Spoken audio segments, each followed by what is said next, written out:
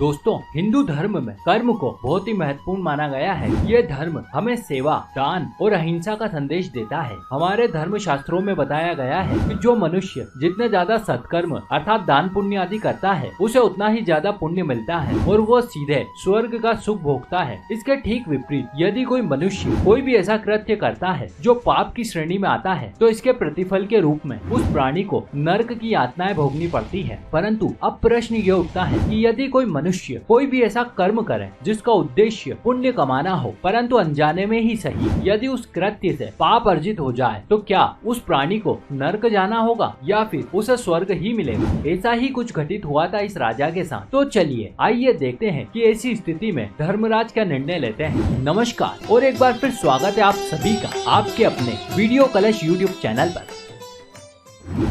प्राचीन काल में एक राजा हुआ करते थे। वे भगवान विष्णु के परम भक्त थे और अपना ज्यादातर समय प्रभु की भक्ति और प्राणियों की सेवा में ही व्यतीत किया करते थे। एक दिन वे अपने महल में ब्राह्मण भोज का आयोजन रखते हैं। इस उपलक्ष्य में वे अपने महल के आंगन में भोजन तैयार करवाते हैं, परंतु तभी एक अपशगुन घटित हो जाता है। उस समय न जाने कहां से वहां पर एक चील अपने पंजे में जिंदा सांप लेकर गुजर रही होती है। तब पंजे में दबा सांप अपनी आत्मरक्षा के लिए फंड से जहर निकालता है और दुर्भाग्यवश जहर की कुछ बूंदें भोजन में गिर जाती है, जिससे कि वो सारा की सारा भोजन विषाक्त हो जाता है। फलस्वरूप उस विषाक्त भोजन को ग्रहण करने वाले सभी ब्राह्मण मृत्यु को प्राप्त हो जाते हैं। ऐसे में अब ऊपर बैठे यमराज के लिए भी ये फैसला लेना मुश्किल हो जाता है कि इस पाप कर्म का फल किसके खाते में जाएगा। राजा, जिसको पता ही नहीं था कि वो भोजन जहरीला हो गया है, या फिर वो रसोइया जो इस बात से अनजान था कि भोजन बनाते समय ही वो भोजन जहरीला हो गया है, या फिर वो चील जो सांप को लेकर ऊपर से गुजरती है, जो अपनी आत्मरक्षा के लिए जहर उगलता है। आखिरकार यह मामला वहीं अटक जाता है। फिर कुछ दिनों बाद ब्राह्मणों की एक टोली राजा से मिलने जाती है, लेकिन रास्ता ज्ञात न होने के कारण वे एक महिला से महल का रास्ता पूछते हैं। फिर वो महिला उन्हें रास्ता तो बता देती है, परंतु साथ ही साथ वो ब्राह्मणों को इतना भी बता देती है कि वो राजा ब्राह्मणों के खाने में जहर देकर उन्हें मार देता है। पर जैसे ही वो महिला ये शब्द कहती है, उसी वक्त यमराज अपना फैसला ले लेते हैं और वे चित्रगुप्त को अपनी पुस्तिका में ब्राह्मणों की मृत्यु का पाप उस महिला के खाते में लिखने का आदेश दे देते हैं। ऐसे में यमदूत बहुत ही अचरज में पड़ जाते हैं, क्योंकि उन ब्राह्मणों की हत्या में उस महिला की कोई भूमिका नहीं होती है, परंतु फिर भी ब्रह्म हत्या का पाप उसके खाते में लिख दिया जाता है। तत्पश्चात यमराज उन्हें बताते हैं कि जब कोई व्यक्ति जानबूझकर पाप कर्म करता है तो इससे उसे बड़ा ही आनंद आता है, परंतु यहाँ पर उन ब्राह्मणों की हत्या से ना तो राजा को कोई आनंद मिला और ना ही उस रसोइये को, जबकि इस सब में उस सांप का भी कोई दोष नहीं था और ना ही उस चील का, परंतु वो महिला जिस तरीके से इस पाप कृत्य का बखान करती है, निश्चित तौर पर वो इससे जरूर आनंदित हुई थी। बस इसी भाव के कारण वो इस पाप की भागीदार हो जाती है। इसीलिए कहा जाता है कि ना तो बुरा देखो और ना ही बुरा सुनो और ना ही बुरा बोलो, क्योंकि इस कृत्य से आप जिस आनंद की अनुभूति करेंगे वो अनुभूति भी किसी पाप कृत्य से कम नहीं मानी गई है। तो चलिए मित्रों, आज आप और हम मिलकर यह निश्चय करते हैं कि हम किसी भी प्रकार की ऐसी घटना की चर्चा अथवा बुराई नहीं करेंगे जिससे कहने या सुनने पर हमें आनंद की अनुभूति हो, परंतु इससे दूसरों को कष्ट हो। और इसी के साथ हमारी आज की जानकारी भी यहीं समाप्त होती है। हम उम्मीद करते हैं कि आपको यह जरूर अच्छी लगी होगी। यदि आपके पास भी कुछ एक सकारात्मक विचार हैं, तो आप नीचे दिए गए कमेंट बॉक्स में हमें बता सकते हैं। धन्यवाद दोस्तों।